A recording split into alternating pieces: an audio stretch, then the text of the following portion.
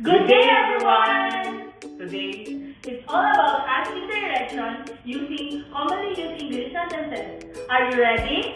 Let's begin! Strawberry, that's nice. Yeah, I will. Excuse me? Yes? I'm looking for the SM part. Exemplar? Okay. Put it in your nose. Exemplar, right? Yes. Okay. Go straight. After that, left. I mean right.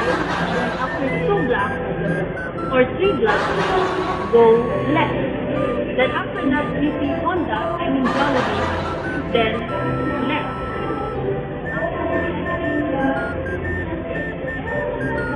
Oh, you mean you're looking for exemplar? Yes. Across the street. And? Just across the street. Okay, thank you.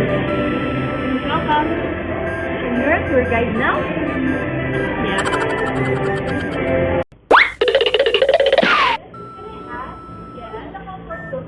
The comfort room? Yeah. Okay. Comfort room is straight, then left, then right, straight, left, then turn. You're welcome. Did we put smile on your face again? You want more? See you on the next video! Bye-bye!